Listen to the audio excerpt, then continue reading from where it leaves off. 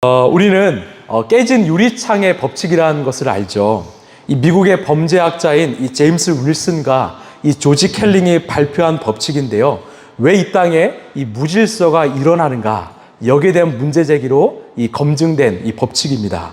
이 두 박사가 실험을 하나 했습니다. 한 건물에 유리창을 하나 깨봤습니다. 그리고 한 달 후에 돌아와서 봤더니 그 건물에 모든 유리창이 깨어져 있었다라는 거죠. 더 나아가서 그 건물 주변에 범죄율이 높아져 있었다는 것을 발견하게 됩니다. 즉, 사소한 문제 하나를 방치하면 큰 문제로 발생하게 된다. 이어질 가능성이 높다라는 법칙이죠. 여러분, 실제로 1980년에 이 뉴욕시에서는요, 이 법칙을 이 정책으로 삼았습니다. 당시에 많은 여행객들이 뉴욕 지하철을 타기를 참 어려워했어요. 왜냐하면 많은 범죄의 온상이었기 때문이죠. 그래서 그 뉴욕시장이 지하철 내에 있는 많은 낙서들을 지우기 시작했습니다. 깨끗이 만들었죠. 어떻게 되었을까요? 범죄가 확연히 줄게 되었다라는 겁니다. 여러분, 그런 의미에서요, 이 아담과 하와가 선악과를 먹은 사건은 이 땅의 어떤 사건보다 큰 사건입니다. 왜요? 누군가는 묻지요. 아니, 선악과나 먹은 것이 무슨 문제입니까? 아닙니다. 그 작은 일로 인하여 온 인류를 죄로 덮었기 때문입니다. 죄를 지은 인간으로 말미암아 지금도 이 세상은 고통받고 있기 때문이죠. 여러분, 죄의 영향력, 파급력은요, 정말 큽니다. 사소한 죄가 우리의 삶을 덮고 우리의 인생을 무너뜨리는 아주 강력한 무기가 될 수 있다는 거죠. 여러분, 우리도 마찬가지입니다. 우리가 지은 죄는요, 우리의 인생만을 무너뜨리지 않습니다. 나와 관련된 내 가정과 이웃과 내 주변으로 그 영향력을 뻗쳐나가기 시작하지요. 그래서 함께 무너지는 것입니다. 그래서 예수님께서 이 땅에 공생애를 시작하실 때 가장 먼저 선포하신 말씀이 뭔지 아십니까? 바로 회개하라, 천국이 가까이 왔다.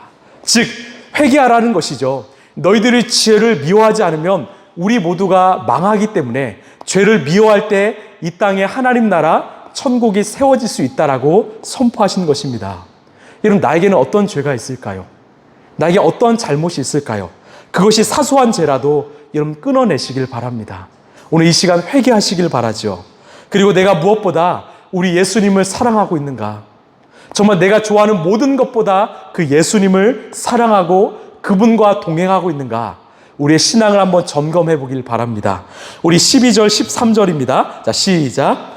주 당신들의 하나님이 당신들에게 살라고 주신 한 성읍에 대하여 당신들에게 소문이 들리기를 당신들 가운데서 불량한 사람들이 나타나서 그 성읍의 주민을 유혹하여 이르기를 가서 다른 신들을 섬기자 하면서 당신들이 알지 못하던 신을 섬기게 하여 주민들로 배교자가 되게 하면. 자, 이제 이스라엘 백성들은요, 가나안 땅에 들어갑니다. 그리고 각 지파별로 분배된 땅에 살게 되죠. 그런데 이스라엘 백성 한 사람이 그 가나안 사람의 유혹에 넘어갔습니다. 그들의 우상을 섬기고 따릅니다. 그러면 그 한 사람의 죄가 온 지파에 흘러간다라는 거예요. 그때 어떻게 해야 되는가? 그 말씀이 오늘의 말씀인데요. 13절을 보시면 이 불량한 사람이 나타났다라고 말합니다. 이 개역 한글은요, 이 사람을, 불량한 사람을 이 잡류라고 하더라고요. 더 와닿더라고요. 이 잡류, 불쌍한 사람이 나타나서 뭐라고 했는가? 바로 이 불쌍한 사람 잡류를 이 고린도후서는요, 이 벨리알이라고 합니다. 들어보셨습니까? 이 뜻은 어떤 뜻이냐면 바로 쓸모없는 사람, 불량배, 건달이란 뜻입니다. 여러분, 어디 가나 이런 자들이 찾아와서 우리에게 죄를 전가하죠. 죄를 전염시키죠. 그러면 나만 물들까요? 아닙니다. 죄는요, 반드시 또 다른 죄를 낳습니다. 여러분, 우리가 경험하지 않을까요? 청소년 때 많은 청소년들이 술과 담배를 경험한 청소년들은요, 나만 하지 않지요. 그리고 주변의 또래 친구들에게 그런 술과 담배를 전파시키죠. 그래서 안 좋은 것은요, 보통 내 가까이에 있는 친구들에게 배우지요. 이것이 바로 죄의 전염성이죠. 우리는 4년 전에 유례없는 일을 경험했습니다.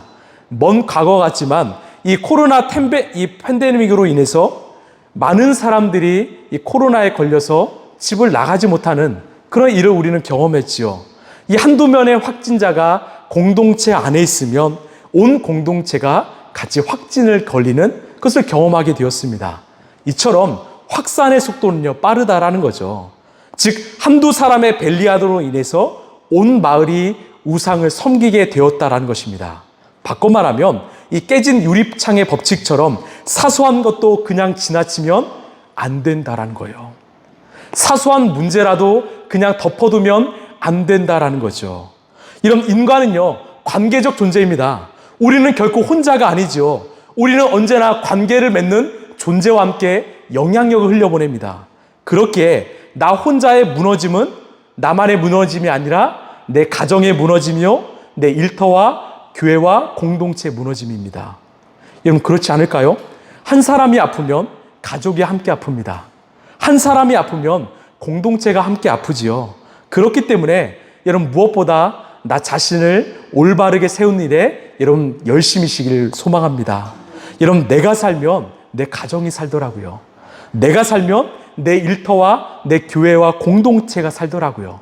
중요한 건 우리 자신입니다. 나는 똑바로 살고 있는가? 잘 서고 있는가? 우리 14절, 15절입니다. 시작. 당신들은 그 일을 자세히 조사하고 잘 알아보셔서 당신들 안에서 그런 역겨운 일이 있었다는 것을 사실로 드러나면 당신들은 그 성읍에 사는 주민을 칼로 쳐서 모두 죽이고 그 성읍과 그 안에 있는 모든 것과 집짐승도 칼로 쳐서 죽이십시오. 아멘. 자, 우상을 섬기는 일이 발생하면 먼저 자세히 조사하라는 것입니다. 이게 단순한 소문인지 아니면 진짜인지 이 진위를 파악한 후에 사실로 드러나면 그 사람을 이방인처럼 대하라는 거죠. 죽이라는 거죠. 심지어 성읍 안에 있는 그 짐승까지도 죽이라고 이야기합니다. 여러분, 이 벨리알이라는 존재를 내버려두면 어떻게 될까요? 바로 예배가 망가집니다. 그리고 공동체가 무너져요. 그리고 민족 전체가 무너지기 시작합니다. 그 예가 사무엘서의 바로 엘리 제사장의 그 아들들이었습니다. 우리 사무엘상 2장 12절입니다. 시작. 엘리의 아들들은 그들은 주님을 무시하였다. 이 엘리 제사장의 아들들이 하나님을 무시했습니다. 여러분, 제사장이었지만 바로 내가 주인공이었다라는 거죠. 내 마음대로 이 제사를 관여했다라는 거죠. 이들이 바로 벨리알 이 불량배였습니다. 여러분, 결국 이들이 어떻게 되었습니까? 그 두 아들도 죽지만 바로 그 아버지 엘리 제사장도 죽습니다. 왜? 민족을 살리시기 위한 하나님의 방식이었습니다. 여러분, 우리는 알지요. 훗날 이스라엘이 두 나라로 쪼개진 이유가 무엇입니까? 바로 솔로몬의 죄 때문이었습니다. 북이스라엘과 남유다가 망한 이유가 무엇입니까? 바로 벨리알이 된 그 왕 때문이었지요. 여러분, 산불이 왜 일어날까요? 작은 불씨 하나 때문에 일어납니다. 이 불씨를 끄지 않으면 온 산을 태웁니다. 온 생명을 죽이지요. 여러분, 작은 불씨로 인하여 불이 붙으면 우리는 그 불을 꺼야 됩니다. 그래야 그 산과 생명을 살릴 수 있다라는 것이죠. 이것이 바로 오늘 하나님이 우리에게 주신 교훈인데요. 우리 고린도서 6장 15, 16절입니다. 시작. 그리스도와 벨리알이 어떻게 화합하며 믿는 자가 믿지 않은 자와 더불어 함께 차지할 몫이 무엇이며 하나님의 성전과 우상이 어떻게 일치하겠습니까? 우리는 살아계신 하나님의 성전입니다. 아멘. 이 말씀을 기억하십시오. 여러분, 하나님의 성전인 우리는요, 우상과 하나 될 수 없습니다. 그리스도인과 불량배 벨리알은요, 하나 될 수 없습니다. 이게 거룩입니다. 거룩은 구별됨이지요. 그런데 너희들이 하나 되었기 때문에, 동화되었기 때문에 무너진다라는 거예요. 여러분, 왜 한국교회에 위기가 찾아왔을까요? 누구든지 교회에 올 수 있습니다. 여러분, 교회는요, 남녀노소 빈부귀천을 막론하고 누구든지 품을 수 있습니다. 그러면 그분에게 우리는 예수 그리스도의 생명과 복음을 정확하게 전해야 합니다. 그래서 그 복음을 통해서 거듭나고 복음을 통해서 영생을 얻게 해야 되지요. 옛사람을 벗어버리고 새사람을 입게 해야 되지요. 이게 교회의 존재 목적이죠. 그런데 세상을 바꿔야 될 우리가 오히려 세상의 영향력을 받아서 동화된 것입니다. 거룩을 잃어버리는 것이죠. 빛과 소금의 역할을 잃어버리는 거죠. 여러분, 예배에 얼마나 많이 모이느냐? 여러분, 그거 중요하지 않습니다. 정말 진실되게 예배하느냐? 이게 중요합니다. 여러분, 우리는 어떤 마음으로 지금 이 자리에 있습니까? 나는 어떤 마음으로 예배 자리에 참여합니까? 매 예배 때마다 내 힘과 내 마음과 뜻을 다하여 여러분 주님을 찾는 것이 중요합니다. 오늘 예배가 마지막인 것처럼 내 생명을 다해 드리는 것이 중요하다라는 거죠. 얼마나 예배가 화려한가? 얼마나 많이 모이는가? 그럼 그것이 아니라 내 마음이 주님을 향해 있는가? 내가 온전한 마음으로 주님께 나아가는가? 내가 그 거룩함으로 주님께 나아가는가? 그게 중요하다라는 거죠. 여러분, 교회의 주인은, 예배 주인은 내가 아니라 우리 예수님이십니다. 우리의 입맛에 맞게 예배를 드리는 것이 아니라 우리가 산 제물로서 하나님의 영광을 우리가 돌려드려야 되는 거죠. 우리 로마서 12장 1절 2절입니다. 시작. 형제자매 여러분, 그러므로 나는 하나님의 자비하심을 힘입어 여러분에게 권합니다. 여러분의 몸을 하나님께서 기뻐하실 거룩한 산 제물로 드리십시오. 이것이 여러분이 드릴 합당한 예배입니다. 여러분은 이 시대의 풍조를 본받지 말고 마음을 새롭게 함으로 변화를 받아서 하나님의 선하시고 기뻐하시고 완전하신 뜻이 무엇인지를 분별하도록 하십시오. 아멘. 여러분, 중요한 것이 있습니다. 우리가 예배를 드릴 때 이 마음이길 소망합니다.